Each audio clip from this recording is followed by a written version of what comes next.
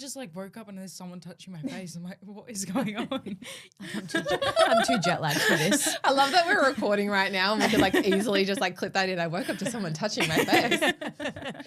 What an intro. All right, should we get started? We should get started. We are back in the studio, not our roving studio, not your house, but the actual studio. It's been a while since we've been back in the studio. Yeah. I do miss it. It's nice to be back, and this is the studio here in Armidale. And eat the lollies. But we have a very special guest today. Hello. A special guest that we haven't seen since the Aussie GP, who we met briefly. We caught up briefly. We did a little quick 7-minute, wasn't even 7 minutes, I don't It know, was like 3 minutes. 3-minute powwow in the paddock. Welcome, Aiva. Hi. Hello. Thanks How for are having you? me. I'm good. So, F1 Academy. It's been a wild ride. Very wild. Catch us up before we jump into the full thing. I did want to say it's Aiva Anagnostiadis, Sorry. the F1, our F1 Academy gal. Everyone would know that there was no way I was going to attempt to pronounce your last name. I was waiting for Pat to jump in with the pronunciation because I'm struggling to even just speak. I think English people today. now are just going, you know how Lando's just gone like Lando on his Instagram? They're just like, you just need to get rid of the last name, just go Ava. Like, But it's iconic. It's special. Like it's your last name. yeah, it's Yeah, good. Yeah. I love it. No, so how you been? been Good, happening? busy. Obviously, we've had the season start up. So we went to China. China, we scored points straight off the bat, so we were pretty happy with that. And China was straight after the Aussie GP as well. Yeah. I think we had the testing week and I flew from there to GP, had the week in Oz, and then That's flew right. straight back there. So that was a bit of a hectic 3-week go, but A good taste of what's to come, I guess. yes, Yeah. it kind of taught me everything for the year. Then we went to Jeddah. Jeddah was hard because it's one of the Heat. fastest circuits in the world, street circuits, and then you've got 45-degree heat. I think it got to the point where we got under safety car and I just started getting sweat in my eyes. I'm like, this is what they talk about on the radios when it's like dripping out of their hair, the F1 drivers. I'm like, I'm experiencing the same thing. Yeah. It was a hard weekend, but you know, we'd learnt like quite a bit from it, and then we took it to where was after Jeddah? Miami. Miami was cool. Miami, it was like the atmosphere and everyone. I love the US, Yeah. so Yeah. like then to go race there, I was like, oh my god, this is sick. And like you had all the fans coming around the paddock and everything, and like we had to get escorted to the bathrooms. Like I just kind of think about like we're technically F4 drivers. Like we're at the start of our like careers, Yeah. and we're having to get escorted to the bathrooms because the amount of like people that are fans. I did the old That's so phone cool. trick and stuff. I was like, oh no. Well, I guess. Oh, that. Right. Now I see. That's why the F1 drivers do that. They go. They just grab their phone. Yeah. Yeah. The Netflix documentary came out during Miami, didn't Yeah. it, as well? They so, did the whole Yes. kind of release. I think it was released in the US first. yeah. Yeah. So I was a bit upset because I couldn't watch it. My Netflix didn't Oh, calibrate to true. US. Excuse so- me, any VPN companies out there listening? Yeah. I think we need to get a little sponsorship going on for you. Yeah. Have you watched the series? I finished it in the we did the UK launch. We Yeah. watched the first 2 episodes. Then the next day I got home and I finished it. Wow. What did the girls all say that were like featured on it? They were all really happy with it. I Yeah. think I was really surprised with how it actually turned out because I was scared in a way because I was like, I don't want them to take this in the wrong direction. And I'll let you finish, but I was also nervous. Yeah. I was like, this could go one or two directions, It and could I'm be scared really how good or- people will react. Like Yeah. if they see girls competing against each other, naturally as females we get pitted as certain Yeah. bitches. Then if we I don't have want a to be too tilt, dramatic. we look Yeah. crying, and when we're drama queens and stuff. So I was Yeah. Yeah. worried. I thought it was good. Yeah. Sorry, continue.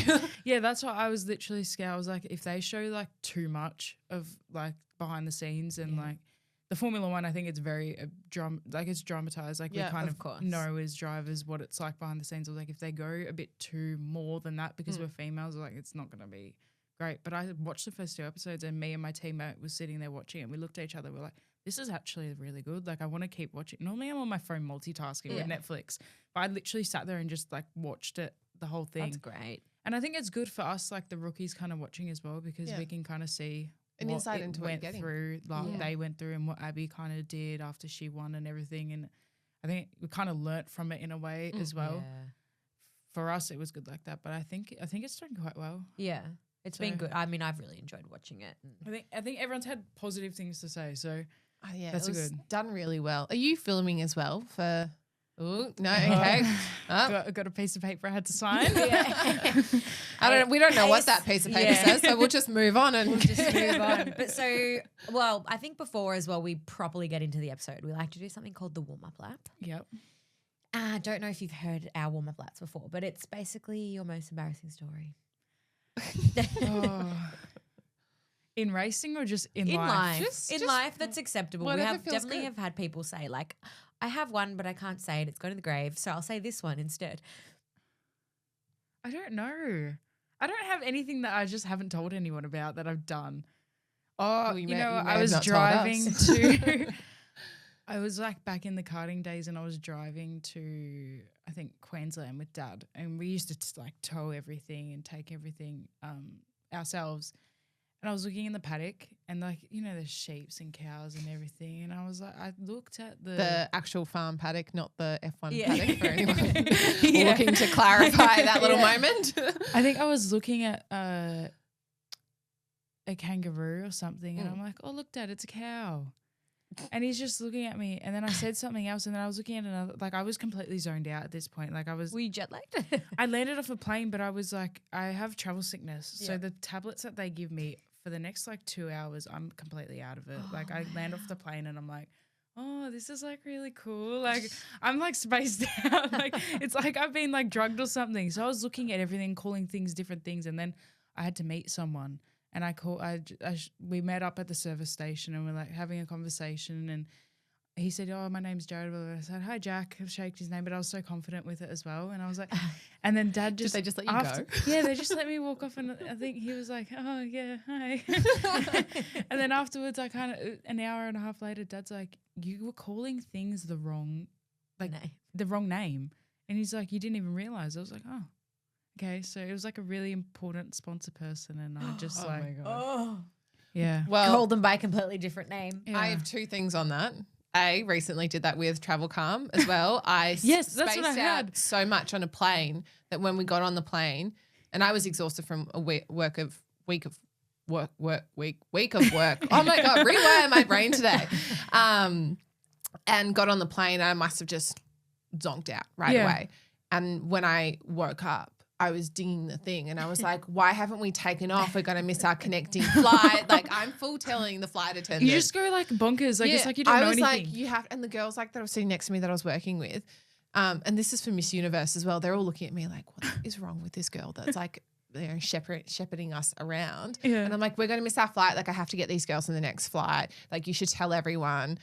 And then I felt a bit of turbulence, and I looked out and I was like, oh my God, we're in the air. And they're like, yeah, we have been for 2 hours. So I was like, oh, shit. But interesting, you get travel sickness. Mm-hmm. Bad, like really bad. Okay, so I suffer it really badly as well.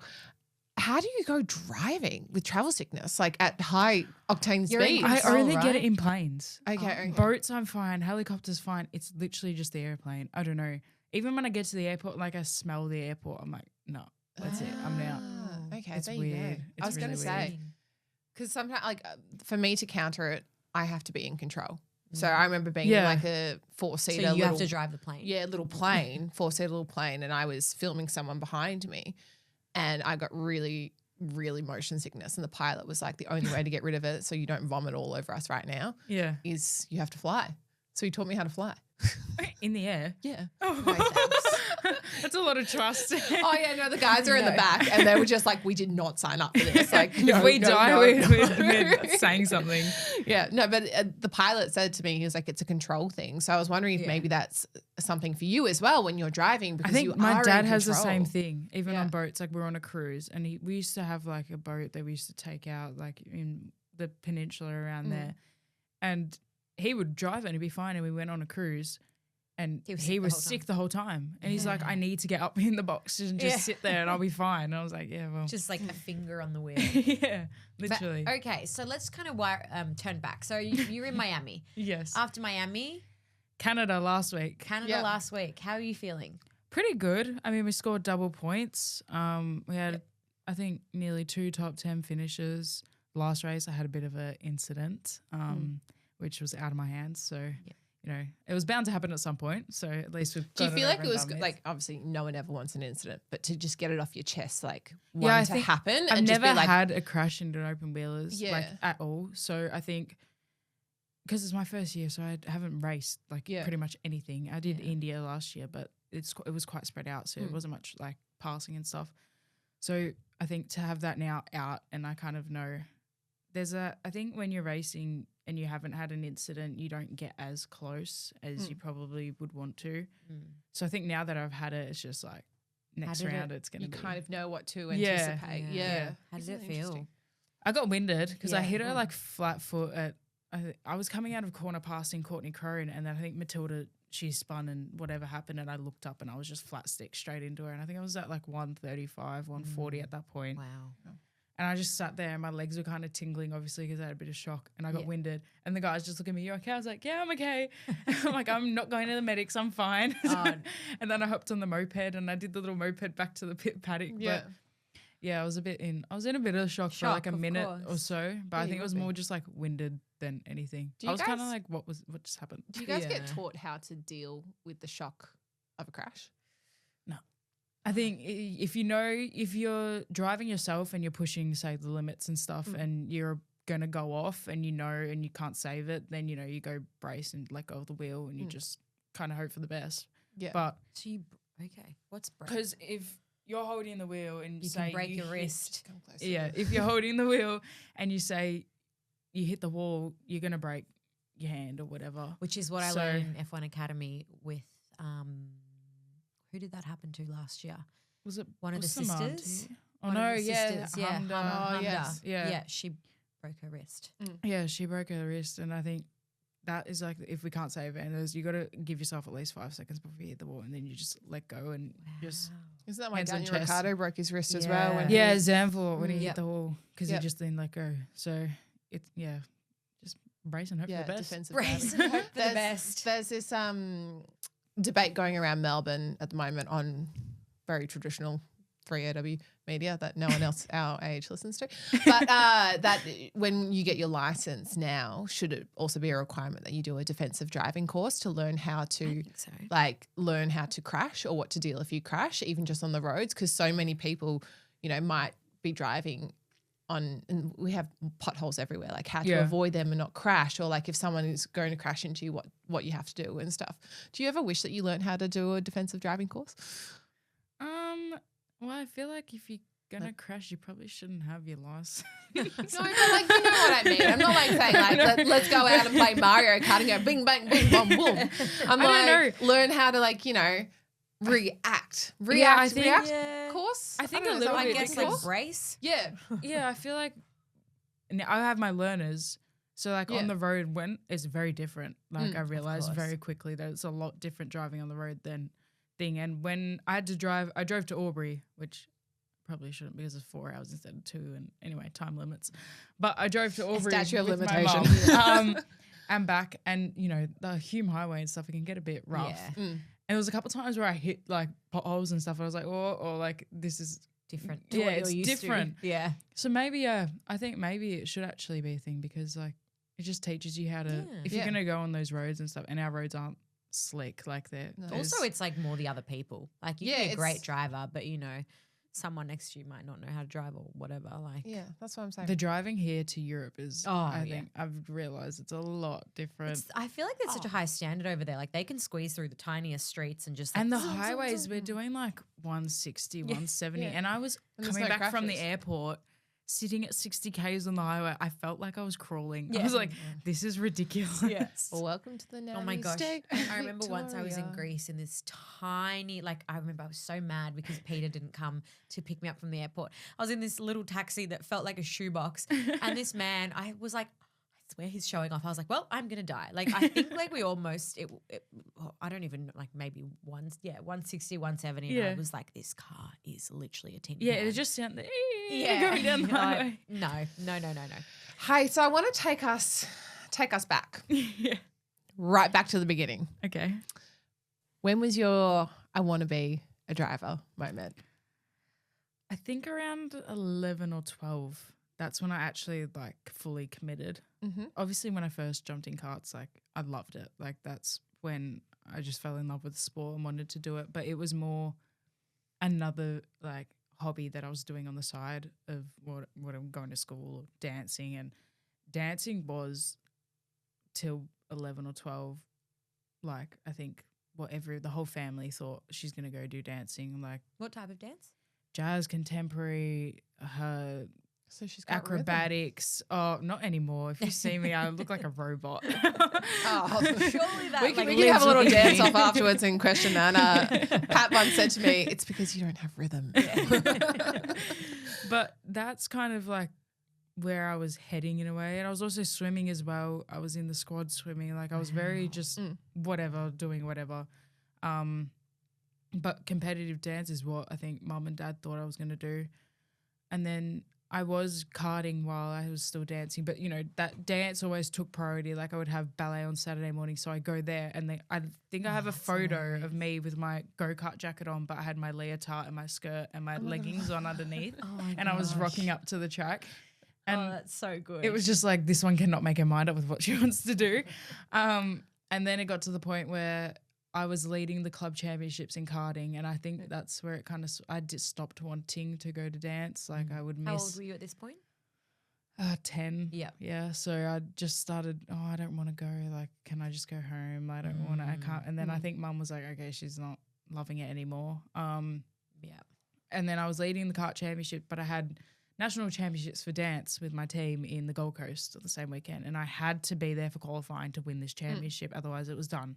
So qualifying was on Sunday morning. The nationals ended Saturday night. So we flew a red eye Sunday morning back to Victoria. I made qualifying by 2 minutes and then qualified, whatever. I think we were like third or something. Anyway, I sat down in the trailer afterwards. Mum and dad are like, okay, we're not doing this anymore. You're going to have to pick one. I was like, I want to race. And they kind of just looked at me like, are you sure? I was like, yeah, I'm done with dance. I want to race. And then like I still danced up until I was 14, but it was no more competition. I would just go during the week because it was just something to do. Yeah. And then I stopped that, and then I would just do acrobatics because I liked flipping around and stuff. And then then I just slowly I was like, yeah, I'm not doing this anymore full time. I wanna do this. I want to commit. And then we started going over to Europe and just fully committing as a whole family as well. Yeah. Because, you know, I have my brother James who's doing amazing things now, but, you know, he started from 6 as well and he just went the whole way through. So I think it's just been kind of brought up in the family, but we've also fell in love with it as well. Yeah. So, and because you come from a karting family as well, your parents were both sort of in that world, right? Yeah. Their mum started when she was about 12. Yeah. Her dad owned a kart shop, so my nonno, he owned a kart shop, and actually the go-kart was for him, but it lasted about 2 weekends and then it was mum's. Yes. So he ended up running the kart shop. She would go to the track and race, and then dad from 15 was mechanicking for mum because mutual friends and stuff. And oh, that's so sweet. yeah, so they've been together since they were 16 years old, and he's mechanicked for her the whole way through. I love that. Yeah, it's cute. And then they stopped, got married, had kids, had a bit of a life, built a little bit of a life for themselves. And You're then saying drivers don't have lives? oh, well. Not when it's a female. They have to stop for a period of time. Yeah. But she went to go to cars, but didn't have the budget, so she couldn't pursue it anymore. Yeah, so they had kids, stopped, and then dad brought a go-kart back for her when I think I was about 5 and James was about 3, and then from then on in every weekend we were at the track. Wow. What track was it? Oakley? Oakley, yeah. So nice. Same as Oscar. We actually, when Jack and Oscar were like racing karts, I think Jack was and Oscar both because they're in the same category, or in juniors when I was in like cadets. So we were kind of we grew each other up at the track together. Like obviously I was like 6 and they were like whatever 12 or 13, but they were there. So it was pretty cool. Yeah. But I think to see them now where they are, and then knowing that, you know, you've come through the same kind of way as what they've done, it's kind of a motivator in a way because, you know, okay, well, I'm doing the same thing and they've done it as well. So it's kind of cool to see. Yeah. What were the early days of karting and competing? Like, what did it look like for you? It was more state and kind of club meets. Obviously we're learning, and then you go to nationals and you do the Australia's national championship, which is the top. But it was from straight away. I think we were like, we want to win. There's nothing else but winning. Yeah. And I think I hit 12, and then I was in the cart from 7. So I had a couple years, and then when I wanted to take it serious, then we went to nationals, and then from I think 10, I was with Tom Williamson, he's got his race team. So I've been with him for, I think, nearly 10 years now.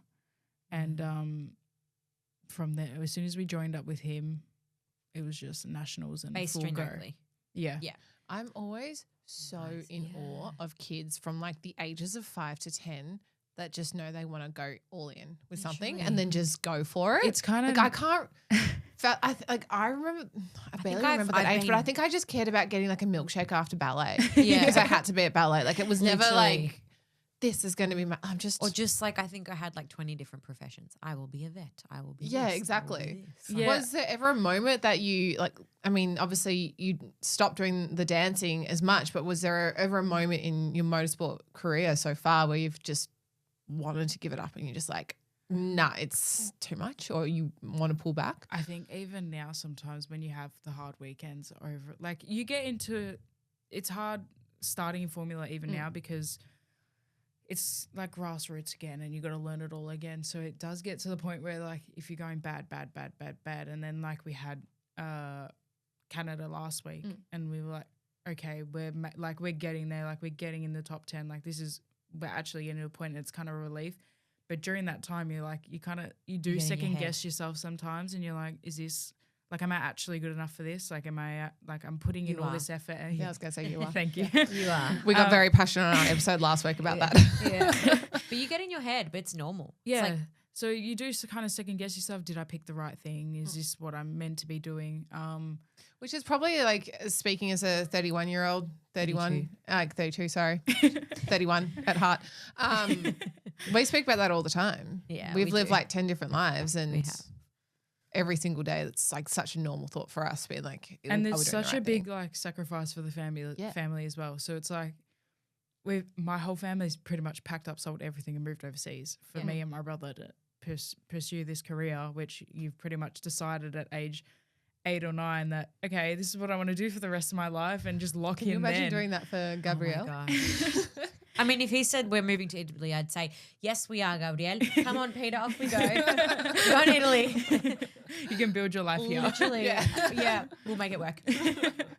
But yeah, I think at some points, I think the whole way through it's normal. I think probably the F1 drivers probably have the same thing. Of course. Like you struggle and you second guess yourself, but then what makes us get this far in the career is just getting back up and going again. And I think that's motorsport's probably biggest kind of learning thing for even my age. Like we've had to grow up quite fast. Yeah. And I think it's quite a motorsport thing. I think the kids seem a lot older than they are because you have to start talking to management teams and you have to start creating a profile for yourself, and you're 15 years old and other 15-year-olds are Blows going my to school mind. and coming home doing their homework and playing basketball on the weekend, and we're trying to manage social media and doing all this stuff. So I think you put all this effort in, so then you just want to keep up and keep going, and then you have those thoughts, but you got to brush them aside and just keep looking in. Yeah, because speaking of social media, it was mentioned in the first episode of F1 Academy when they were talking about Bianca and her social media, because obviously she has a huge presence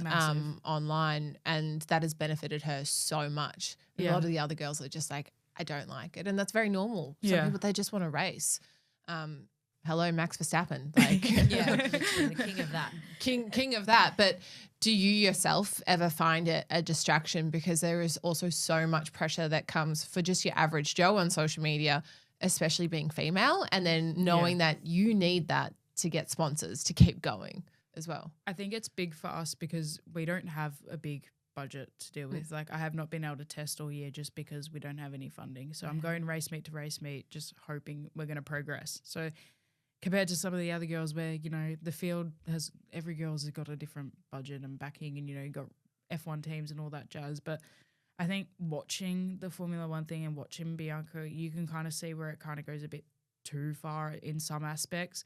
But then at the end of the day, I read a newsletter thing that she had done on her, and it was, she said, I think I spent a bit too much time with my social media stuff, but at the end of the day, I'm funding my GB3 seat for next year. And it's like, you have to learn how to, for me, I'm trying to do as much as I can because at the end of the day, it's going to start bringing in an income, and then that's going to go straight to my racing, and then hopefully at the end of it, opens doors, opens opportunities for me to be able to get in a car, and then I can start making an income as well with everything that we're doing. But And then people invest like in your personality as well because they want to follow your journey as well if they see you. Yeah. So I think I've had to learn quite quickly how to balance it because you have to, depends what brand you're working with and what you can't post and what's too far one way. You can't post this that way, and what image you want to represent. Like it's just, and being a female is a whole nother kettle of fish. That's why I'm asking. You go to the gym and you can be in a sports bra and shorts and you post that, and someone will go, oh, she's not wearing anything. And then a boy wears a pair of training shorts and no shirt, and it's just like, oh, he's at the gym. And it's like, it happened to me at the gym. I was in my crop top and bike shorts the other day. Yeah. And a man said to me, I go to a gym at a tennis club, and he was like, you should probably put a top on when you're working out in here. There was no one else in there. He'd just come in from the pool. Guess what? He was fucking working out in Speedos and a T-shirt. Yeah. And I was like, how is that appropriate? That's like the hard struggle thing, because even when we had glamour on the grid at the Grand Prix, there was that fine line where I'm 17, 18. Yeah. I have to look mature, but I can't be going around with a dress that's short or Cue too the much speech showy. from the Barbie movie right now. Yes, true. that's Yes. pretty much what it's like. But Yeah. it's social media, like the whole world's watching you. So it's just like that kind of thing you have to balance as well. And then I've got tags, so I've got to kind of show your wrist all the time. yeah, that is the hardest thing to pose with. Oh my goodness. But also that's such a high-end brand, Yeah. which is also amazing that they're a sponsor of Yeah, yours. it's incredible. But it's something that you want to feel elevated with as yeah, well, and to show and you want to present present them well, and you want your page to look okay. Well, she's professional, and she's like, it's a high end brand, so she's got to look high brand as well. So I think those kind of things is where it kind of can get a bit distracting, because you're like, oh, even when you wear what you wear to the track. I used to rock up to the go-kart track in a pair of sweats and ballet socks. Yeah, but it got to the point where I was jacket. in I would sleep in my clothes the night before. Oh, who Because has? Wait, I had like a is that not ritual. normal to do? I do that. I would sleep in my track clothes the night before and then just roll out of bed and walk out of my caravan. And it got to now I'm like, I have to get ready. Like I have to get ready for the track. There's cameras everywhere. Yeah. And like it's like I have to like uphold this image. And it's Yeah. like that's like a whole nother thing aside from racing. I used to wear these Talladega Night socks and walk around with my slides on. Like I did not give it crap in the world. But now it's like, okay, you're professional. You gotta like there's people watching. So there are people. it changes for the good and the bad, but you know, it's part of the job now. So Part of the job, it's true. I was going to ask, kind of circle back to what you were saying, and just for us and like our listeners to get more of an understanding.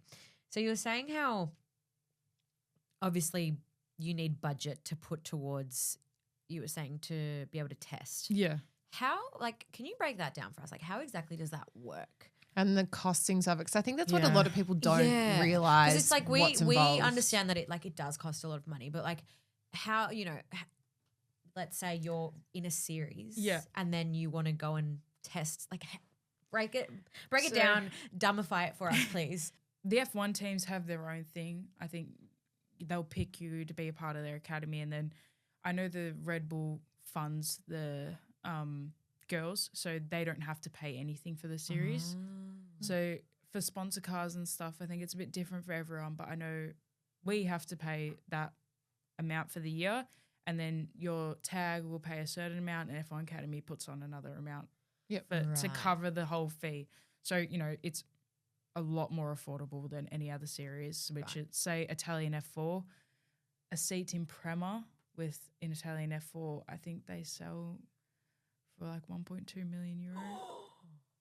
So That's crazy. And that's just and to they're buy like- your seat for the 12 Prema's months. just an example. Yeah, but that's for your seat for the 12 months, right? Yeah, that's not testing. That's not everything on Then top where does of that it. money? Sorry, that money. Like I Yeah. know it goes to the series, and obviously I assume like there's things like people that work there, and then prize money and all that. But then, for example, the cars that you're driving, like, does that money also kind of Tires, fuel. Yeah, tires, fuel, like that money kind of goes into that as well. And then if you want to do extra sets, it's extra sets of tires. And then if you want to do extra days, a day of testing can range from 7,000 to 15,000 pounds or euros with whatever team you do it with. You know, you got your Premier, you got your ART, you got those high tech that are top notch teams, which you're gonna pay for your performance of the car in a way. If you were saying like in 2 weeks I want to go and test in Barcelona, Yeah. you would pay that sum. Yeah, but then it also adds on if you want to go to a track privately, you have to hire that track, and then the expense of the track. Silverstone is about, I think, 50,000 a day to hire it to go privately testing. So But do they ever like get a few people out at the same time? yeah. So they'll get like teams out, and they'll let everyone know, okay, we're going here. Do you want to split the funding? So F1 Academy is that 150, which is just amazing for what following the F1. You get 12 test days on top of it, and then also the exposure and everything you get as well. Yeah. So that's that. The testing. So for us, we don't have a testing budget. I did 3 rounds of the Spanish at the start of the year, winter series, which was my pre-season kind of thing, which at the end of the day, we kind of looked back at it and thought maybe we should have done testing instead of the racing, because my racecraft is fine. We need to get more speed. So we were looking back at it now, we probably should have done test days instead, but that was my budget that as a family we had, and we were like, you need to do race. We knew we had the F1 Academy seat in December, so we were like, we need to get in a car before, because I hadn't been in a car since October. So I went straight into a race meet again. And, you know, it's everyone knows that's involved in motorsport. If you just go straight into a race meet at Portimao, which is one of the hardest tracks, it's not going to end well. Yeah. It's not, you're going to get beat down, but then you're learning at the same time. Like, you got kids that have been in the car. Some kids do 150 days of testing before they even jump in a race. Wow. So you're battling with talent, and then taught talent that's been at the track for 200 days plus before they've hopped in, and then they'll go to the track and be like, oh no, I haven't done any days, when you can tell that we've done days. So say F1 Academy is probably the lowest budget racing in Formula cars. Then you've got F4, which the British and Italians probably your pinnacle. Everyone knows Italian F4. Then you got Spanish and British, which is probably the top 3. And then you got your kind of cheaper series, which you got the Czech, and then you got even Indian F4. We did that, and it was because it was cheap as chips for the racing and the time. Were you living in India? Oh no, no. Okay, it was. You just fly over to back and forth. Yeah. And then now you go F3, which I think the budget's because F4 is going up so much, then everything else goes up. Of course. So then you've got F3, which is probably double F4. Then F2 is double F3, and then F1 is just, you know, F1. Whatever. F1 is just, If a sponsor came on board today with a 7-figure sponsorship, what's that unlocking for you? Probably pathway into Formula One. Yeah. I think, it'd be life-changing. Like I think the struggles, females mainly struggle in the sport because there is no funding and backing. Yeah. Like, you rarely have a female that's got the money to keep going throughout the sport. And I think that's why you don't see many females in F2 or F3, because you had Sophia Flourish. She did what she could do, and then she did a good job with what she had. But she's no longer can continue in F3 because she just hasn't had the backing to support her. And then when sponsors don't see anyone in F1, any females in F1, anyone in F2 or any F3, they're like, oh, well, what am I going to get out of this? Like, there's no one for them. So much out of it.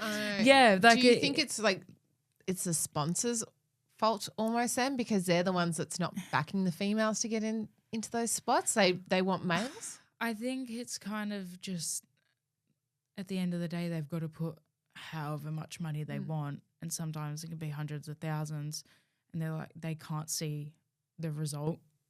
They can't. It hasn't happened yet. They haven't seen anyone actually succeed, so they're kind of on the line, like you have a bunch of sponsors that you can get borderline about to happen, and then I think they kind of look into it and they're like, oh, I don't know, like they're spending a lot of money, but I think that's where you need the sponsors just to jump on board and hope, like, just But also, what better fingers crossed in a way. story as well to say, like, look, we have one of the first females that are coming up the ranks in how long? Like the last. Lauren Stroll has a real opportunity here. He does. I know. Honestly, Come on, Lauren. like, Competition to Lauren please. Stroll. Like, seriously. Come on. Reach Like, in that pocket. There's a lot in there. He's got the pockets. We all know what we feel about Lance. He's got an opportunity here. He could do something good. Someone would take Lance's seat. And do you know what? Someone would be very grateful to take that seat. We had we interviewed Chloe Grant a couple of months ago, and she was telling us how, you know, she tested better than all the boys one day, and it was to get a spot in F3. Yeah. I believe it was from F4 lost my or memory. something, yeah. But yeah, she, even though she tested the best, she got outbought by all the boys. It is, I think motorsport is one of the most political sports there is. And I don't think many people think it actually is. Like, people from the outside, they just get into Formula One and they're like, oh, I don't know why Hamilton left here or this happened with that. And it's like, there's so much going on behind the scenes that you don't even know. Like, this was done months in advance and it's just coming out in the press today because they have control of that. So I think, like, you go for a test somewhere and the spot can already be decided before you've even gone there. You can go spend the money to go do a shootout somewhere and it can be 20 of you, but they've already signed the papers with who they want job. It's just everyone's there for the gimmick and the show. So, which is then why you need to build your social media and have that added pressure because you're like, we're trying to also compete on that. It's like, who's going to look better for the sponsors? Yeah. And I think this is a little bit of pressure for you young gals. Wow. I think there is a lot, but it's just a part of it in a way. It's just something you have to, cop on the chin and just do the best that you can. And as long as we're putting everything that we can forward, I think that's all we can really do, and just hope that, you know, the sponsors come on board and join you with the little journey that you're on and back you through it. And I guess that's the beauty of F1 Academy as well, and getting that exposure and the Netflix series. And, you know, think of like Drive to Survive has just gotten bigger and bigger each season. More and more people are coming on board to watch it. Yeah. First season of F1 Academy. Next season we'll be seeing some new faces. And yeah, I just think like it's just going to get more and more exposure for the girls, and we're going to see it. It's going to happen, you know, like we're going to see people come up the ranks. It's just a matter of sponsors jumping on board. How intense is the competition with F1 Academy? I think because you're racing against your friends as well. You guys are all in this together. Yeah, I think it's normally, I've noticed, kind of stepping away from the karting with girls. I think going through that, everyone kind of thought there's one spot and all the it was kind of, you be on track with all the boys, but there'd be another girl in the field and you'd always want to beat that other girl more than you'd want to beat the boys. But because I think the mindset kind of girls have is there's one spot there and I want that one spot and I'm competing with you all. But I think now with the academy, it's kind of shown me, okay, we're going to kind of work together because if we get more than one of us in that spot, it's going to help everyone else get through. So I think some of us are trying to kind of realizing that, and it's a bit less kind of hectic and competitive off track than on track. It's just you driving, you got your helmet on, no one really cares, no one thinks about it. But when we're off track, everyone's still kind of nice and humble and nice to talk to each other, and it's just like it would be in a boys' karting paddock, which, to be honest, I haven't experienced with girls through motorsport. I think it's always been you talk and smile and say, oh, hi, but then I'd always go hang out with the boys because you were competing against that one girl. But now that there's more coming through, I think it's changed quite a bit as well.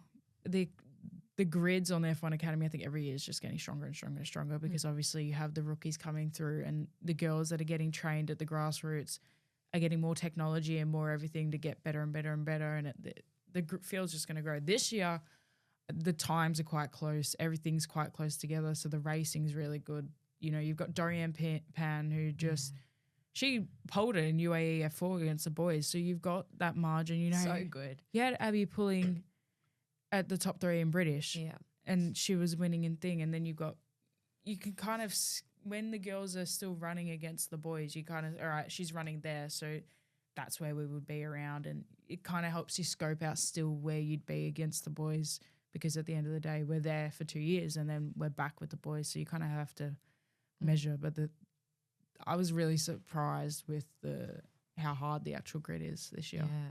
I was going to say on that as well, do you think that there's still like an unfair perception that boys are faster than girls or that women aren't as fast as? I think there still always is going to be a little bit of that. I think it's motorsport.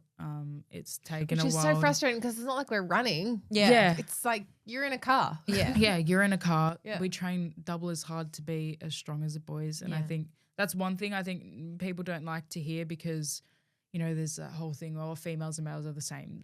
But I've got my brother growing up, he's 14 and he just woke up one day and he's got the same strength as me and I've been in the gym 7 days a Yeah. week, twice a day. It's like our body composition is different. Yeah, that's annoying. Yeah. Because you're all in the same cars in F1 Academy as well. So it is an even playing field. Yeah. Whereas in, say, F1, which we said this last week, F1 Academy is not F1. People need to stop comparing it. Yeah. Like it's an academy. Like Yeah. that is the name. But you are in even playing fields on cars. Whereas the other comps, they're not. It's what you can afford Yeah, to put like in the car, every right? team has their setup and, you know, Yeah. one can be better than the others, whatever. But at the end of the day, the car's a Tatus F4. It's Yeah. not Aston Martin's F1 model, Yeah. the Mercedes F1 model. Like we're all the same chassis base. So it's everything that goes around and the team, obviously. But yeah, I think some people sometimes go, oh, you're in F1. I was like, no. I'm not in F1. I'm in F1 Academy. Yeah. F1 Academy. And what about, are you like already thinking about F3, F2, F1? Like what's going on in your mind with that? And what are the next steps? Honestly, just what's going to happen next year. Because at the end of the day, like it is a 2-year program, but you got to keep your seat. Yeah. If you don't do the job that say Tag wants or High Tech wants, my team, they're going to try and pick someone that's going to represent them a bit better. So you've got to get the job done. Take it year by year. Yeah, I mean, I think every driver's like, all right, I want to do F3, F2, F1. Like that's my plan. But doors open, opportunities come. And if an opportunity comes, say, to go drive a GT car, you're going to jump at that opportunity because you might not have another one come through the door and go, I was waiting for F3, but it never arrived. Yeah. Well, Bianca's kind of doing that now, isn't she? She's just, I think, become a reserve driver for FE while she's also training. A lot of the girls have started. Even Abby, I think, got that as well. Yeah, so they're doing 2 different types of series. Yeah. there, aren't they now? Yeah, so you can look forward and do 2 different things as well. Yeah, I think Ella Lloyd's got that as well. So I think you just as a female, you got to grab onto anything that you get. So if you get an opportunity F3, if you get up to GT3, Formula E could be an electric scooter, but you just go and ride it. Yes, I will do that. Absolutely. Do you ever feel like, you know, you are Australian, which we always say, like, whenever we touch on F1 Academy, we're like, got to support our Aussie gals, Joe and Ava, they're here. So you are competing against another fellow Aussie. Oscar Piastri is obviously doing exceptionally well in Formula One this year and could be reaching big heights by the end of this year. We're not going to jinx it, but we're going to touch wood. Do you, and I want to ask Joe this question as well, together or individually feel like you have to face the pressure of being a face of motorsport for females in Australia right now? Is that ever like play on your mind? I think for me, because I've always been, even in karting in Australia, I've always worked with Karting Australia with their kind of media things, and I was always kind of the female, not to like chuff myself off or anything, but I was always one of the females that would run up the front, so I'd go represent stuff for them. So I think it's in karting, it's kind of just natural. Like, and I don't really think about it as well because I don't need any extra pressure as well. So like, the job I shouldn't have asked that question. No, but the job I do is going to be the job I do at the end of the day, and whether that's enough for Australia to be happy or whatever, but We're happy. yeah. Let me tell you, On we are behalf happy. of We're Australia, we are happy. yes, we're so proud. It's But I think also it's such an honor to be able to show the girls growing up here that there is possibility for us small little island to be able to go compete against these guys in Europe. And I think it's a bit of a jump from what we have here to going over there. Even they're doing a karting champions academy at the European FIA Championship, and I went down to watch my brother, but they had also Annabelle Kennedy that was running for Australia representing, they all kind of represent each country and it's equal go-karts anyway. So she was there and I went and talked to her and it was kind of cool to see. She knew who I was. I'd never met her before. And it was okay, well, yeah, pat on the back. Yeah. But to be able to go and support her and help her and be like, oh, we're Aussies, we're going to stick together. Like, I think that's one thing. All the Aussies that go overseas, we all kind of work together and stick together no matter what team you're in. It's just you got the Australian flag next to your name. We're going to work together and help each other. Well, we're so far away.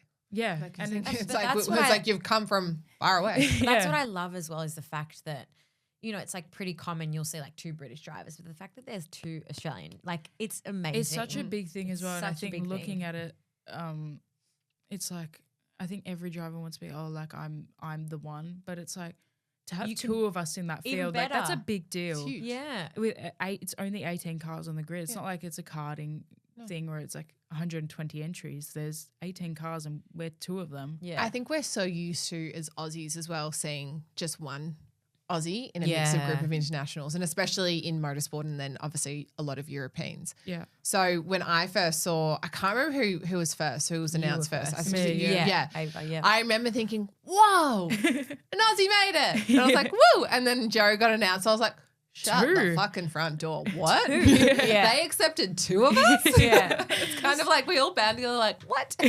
I know. So I mean, the same thing happened with, you know, when Jack was on the grid, but yeah, Jack and Yeah. Oscar as well. It was like, 2? Yeah, I was so What? surprised with that as well. And I was like, are they going to keep Ricardo? Like, yeah.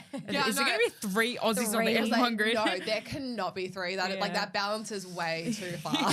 Like too many of us. And sadly that didn't happen. But that's okay. One day it will. Maybe we'll throw one of the girls or both of the girls in there. And Yeah, exactly. so okay, so you've just landed from Montreal a couple of days ago. How are you feeling? I'm feeling the jet lag. Yes. Yeah. I think I dropped my matcha and I was just like, Yeah. whoa. Yeah. You did drop your matcha. It's all right. Elle can barely talk either. But so what does the rest of the year look like for you? So these 2 weeks I've got a bit at home. I got Sydney next week, which I love Sydney, so I'm happy to be there as well. Then I go back and it's just full prep for Zandvoort. Then we have Singapore and last round in Vegas, Oh, so which exciting. I've done 2 of their karting meets growing up there, and it's like next to the street where they do the F1 race. Wow. We did the car park circuit, and they do kind of the same thing. So to now be in the F1 Academy. F1 It's Academy going around the crazy. track, it's like I've just stepped up completely. And Yeah. I've always wanted like a Vegas helmet going through, and everyone would. That'd be Some of so the cool. kids would do like the Vegas helmets. So I think Oh wait, do you get a new helmet at each race as well? no, I've No? only done my one. Okay. I think I'm saving. I don't know. I'm tossed up between Singapore and Vegas, but to do a special one. But I think Vegas Vegas is is- winning at the moment. Yeah. Especially because I think Singapore's, I mean, it's iconic, but like, who knows if Vegas is going to be there? Yeah, forever. it's like I've always wanted a Vegas helmet, so That's exciting. might be coming out. I at the wish end of we the had year. like money, Pat. I know. Not only to like go to Vegas, but like just to be part of a helmet. Maybe you can as get well. like a. Yeah, that'd be cool. No, just like it'd be cool, sponsor. like seeing you drive at Vegas and then like, Just Paddock. but yeah, like make us like look like the Louis Vuitton sign, like we're going fast with you. It's like a little Mario symbol on the side Yeah, of it. Mario and Luigi on the side. It's Pat and I either side. Oh, how exciting. That'd be cool to have. Now I wanted to ask as well, dream team and dream teammate. Ever, like Ever. anyone. Dream team. I feel like I would say Red Bull. And Max Verstappen. And See you maybe. at Red Bull. Yeah, I know. I could see me in Red Bull Yeah. colours too. Just letting everyone know. Nudging the mic, yeah. Either Verstappen because I love Verstappen or Senna. Oh, Yeah. Yeah. I think that'd just be sick. Yeah. But then I think everyone wants to drive for Ferrari at some point Absolutely. because Ferrari's Especially like, you're half Italian. yeah, exactly. your blood. So, What's the quote again? Everyone wants to drive a Ferrari. yeah. I feel like you've got to at some point in your life. Yeah, exactly. And if you could steal anyone's skill and strength to aid your own,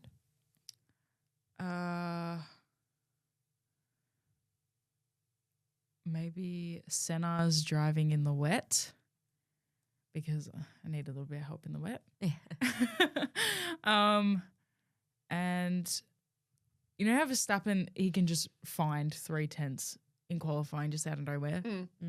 Probably that. Just be able to find that like last little he's a bit. Just be superhuman. like, they'll just tell him the time and he's like, okay. And just goes and does a faster time. So maybe that. He's a superhuman. So I want to know, have you got a pre-race playlist? Oh, my pre-race playlist is just whatever song I'm vibing with that week, to be honest. Which is, what would your It's current one be? What did my you listen one to that before I've been- Montreal? Oh, it has been like, you know, Luther with Drake and SZA. Yep. That has been on repeat a lot, but it's just more like techno stuff. Techno. Yeah, I play Luther at, like before I'm getting in the car because it's a bit more chill, but the rest of it is just like both headphones in full blast. I feel like you need that upbeat music. Yeah, we sit around for like 6 or 8 hours in between races, so it's just like you put the headphones in, you're like, ooh, yeah, ready to go again. 6 or 8 hours. It's a lot of time to get distracted. Yeah, well, in Montreal, we had to get in the cars. Say the race started at 11, we'd get in the cars at 10, drive around to wait for the Porsches to finish. We'd be able to get out of the cars for 10 minutes, sit in the cars for another 20 minutes. I think we were in the cars for a total of nearly an hour before the race started. Gosh, jeez. And it's just like, you could tell you like your mental coach that, and they're like, how? Like, how do you get mentally prepared for a race an hour before just sitting in the car? I was like, I Literally. nearly had a nap at one point, but Oh my gosh, absolutely.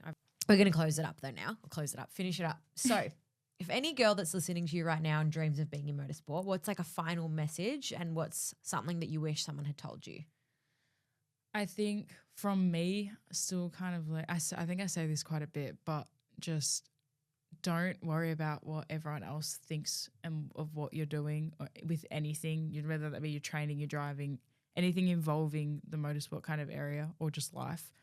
Because I think as females, we kind of worry about too much what other people think. And I think that's kind of what the boys have a little bit over us, that boys just Don't say care. jump off that. They'll just do it, and girls will kind of second guess. So I Because think we have common sense. yeah, we have brains. Yeah. Sometimes a bit too much. Yeah.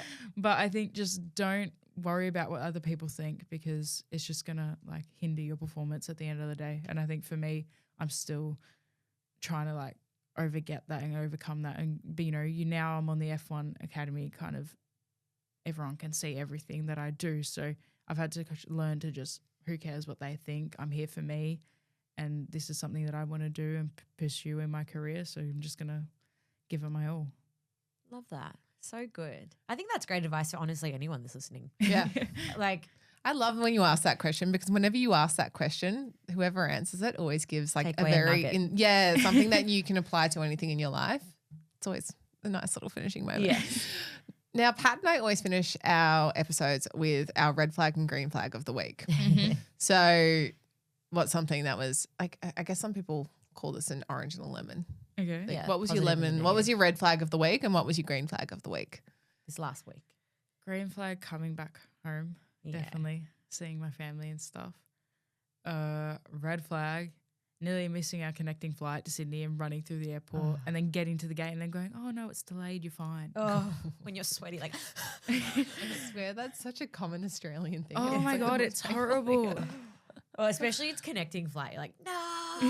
Yeah, and it was like we got to Sydney. I was like, we just have to get back to Melbourne. Yeah. And then we're like running. We're waiting for the bags an hour. Then we're running to the thing, and the lady's like, 2505, and we're 2507. And she's like, oh no, you have plenty of time. And we're like, are you kidding me? Like, we just sprinted our hearts out.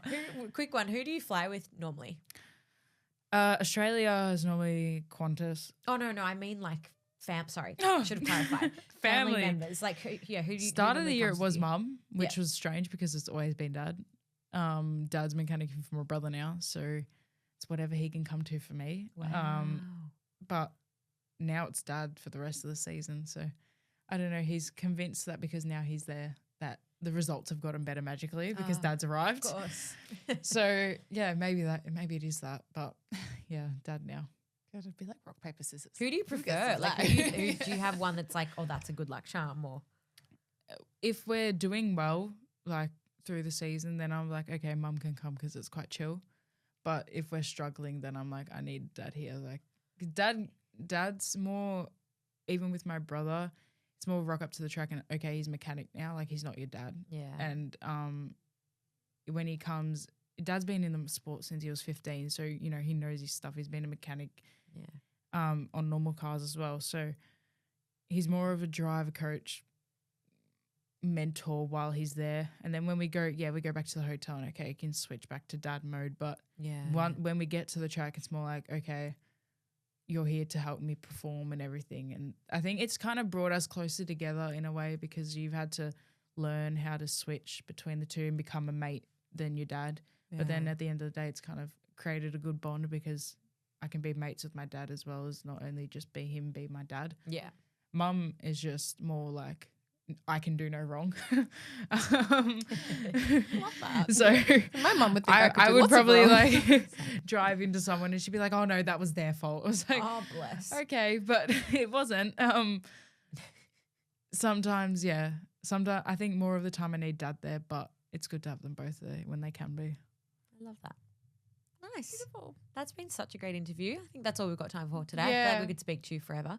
It's just been so nice to have you here as well because watching your journey, you know, it's only been 3 months. Yeah. And so much has happened already. Yeah. And I know. I was thinking 3 months. Yeah. Yeah. Yeah. It's like what's to come. It feels a lot longer than it was. Yeah. I mean, you got 6 months left of your first season. 6 Yeah. months?